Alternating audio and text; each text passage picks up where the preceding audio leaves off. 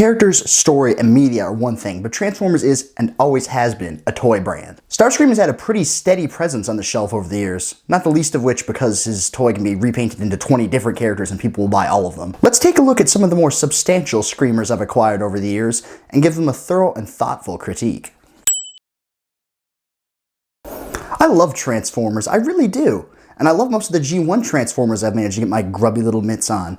But it brings me absolutely no pleasure to report I do not love this toy. His jet mode is acceptable. There's nothing good about it per se.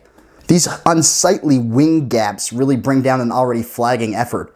And I'm not a huge fan of the dull, lifeless gray plastic they used for the majority of the toy. The landing gear is okay, I guess. And I always like actually firing missiles on a toy. It's a lost art. But otherwise, he honestly just isn't doing much for me. You know, for all the cheating that transformation does, the resulting robot mode isn't really much to look at. Those massive wings have to come off, as well as those enormous fists, and one of the more egregious examples I can think of is parts forming. He's not terrible, I guess, but his proportions and general vibe are a little bit more goblin-like than I would prefer. I understand very few of the G1 toys have any real resemblance to their on-screen animation models. But come on, he's not even a cool robot in his own right. Articulation is about acceptable for a G1 toy. Just some loose, unsatisfying arm wiggle to make the transformation work. As far as accessories go, he does have a fair bit to offer. His twin null ray launchers also come with a pair of missiles, and an alternate pair if you prefer the look of them. He also comes with this neat little Megatron pistol mode, which looks cool but does have to disassemble to get into his hands. This arsenal does make him a slightly more appealing package. He has a nice heft to him, not the least of which is because of these die-cast metal feet, which I guess in theory could stop him from tipping over. But since he's basically a stationary obelisk, I don't think there's much risk of him toppling. I'll never complain about some lovely diecast though. It's a lost art. It's a lost art. It pains me to say this, but this guy just has not held up as well as some of the bots from his era. The GoBot Leader 1 is actually a better jet robot, and he transforms without having to come to pieces and everything.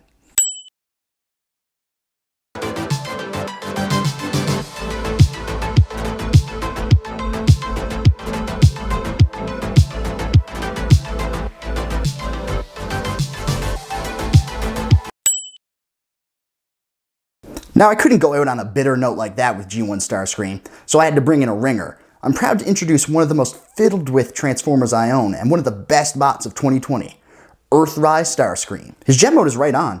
It doesn't have the same heft as his G1 counterpart, but it is superior in every other aspect. The paint job is much more pleasant, with the lighter blues, those nice red stripes, and the color of gray is much more pleasing to the visual palette. He doesn't have any landing gear to speak of, but he is delightfully aerodynamic. The panel lines on his top are a feast for the eye, and his undercarriage isn't egregious at all for a jet bot. You're always going to have a bit of underside baggage, but this is far from the worst example. Besides, when are you going to be looking at him from beneath? It's really only a problem if you make it one. Now that transformation is an absolute pleasure. Just one of those ones I want to do right away after I'm finished. I especially love the steps where his arms and chest fold out and kind of secure themselves into place. Very satisfying. Now this is the stuff. He looks pretty much perfect.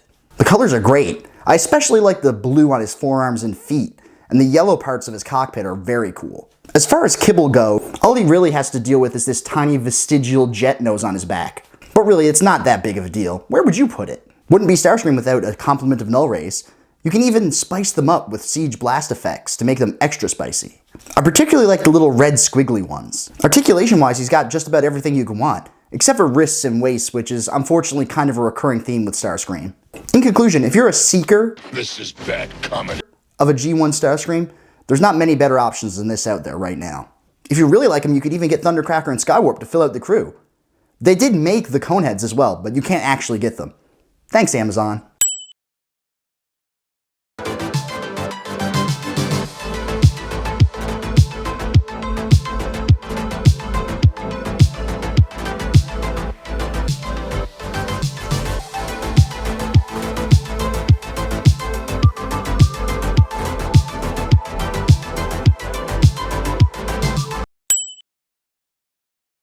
Take a look at this full-featured and military-hard beast of a jet mode. He's a lot more robust than your average jet mode. He doesn't have much color to speak of, but what he does have is very nice and complements each other beautifully. His satisfying and chunky landing gear give him a premium feel, which fits for the Bayverse bots as their vehicle modes tend to be spectacular. Nice sculpting on that tiny cockpit. It really shows you how immense this guy would be. What a masterful transformation. Every piece folds out like origami, only to be tucked away securely in their new configuration. What a hefty boy. He's built like a top-heavy amateur wrestler, if amateur wrestlers had chicken legs. The several different shades of metallic paint used in this mode really do a great job of breaking up the monotony of the gray. His articulation is exquisite. No waist swivel, naturally, but the posing in his arms and legs more than make up for it. Seriously, I think this guy has more joints in one arm than most G1 bots had in their entire body. He comes with this awesome rocket launcher blade weapon thing, and his hand folds up and it plugs into place to kind of give the impression that his hand turned into this thing rather than him just holding it. I love this about the Bayverse bots. It's one of my favorite things about Transformers in general. This toy is every bit great, as his actual depiction in the movie was a letdown. I do slightly like the tribal tattoos deco from the second movie a little bit better, though. I might have to track that one down at some point, too.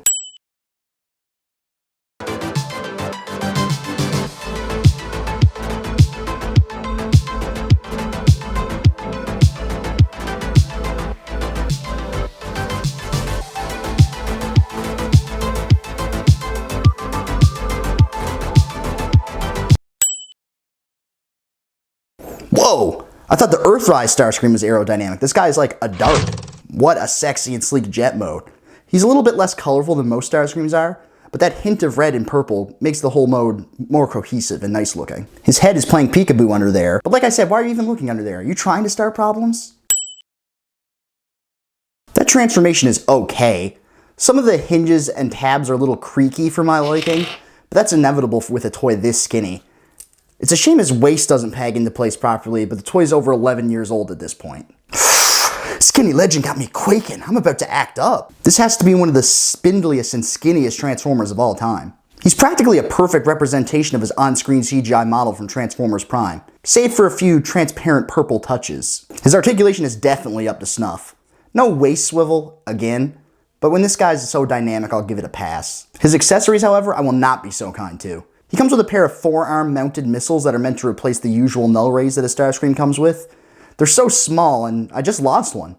It's so tiny I probably just ate it at some point by accident. He also comes with this massive chunk. It's a Dark of the Moon style mech tech weapon, and honestly it's just way too big for him, and even if he was the right size for it, it wouldn't look cool anyway. Seriously, he can't even stand holding this thing, let alone lift his arm. Even fully extending it doesn't do much for the look. There used to be a light up feature, but it was so dim and pointless that I don't really mind that it's worn out. Mostly I just pretend it doesn't exist and just use his missile. Overall, he's just a great representation of a really good character. I much prefer this larger Voyager version to the smaller Deluxe that was also released.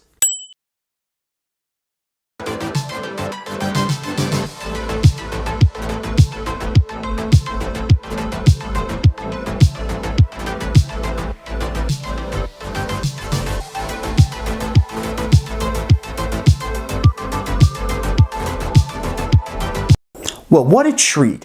A bit of a bitter pill to swallow at first, but it went down smooth. I was particularly tickled by holding these two guys together shooting the video. Seriously, it's crazy that bots with this different of a design are actually supposed to be interpretations of the same character. I love that creativity and innovation about Transformers, and I hope that you loved this video. Fraz out.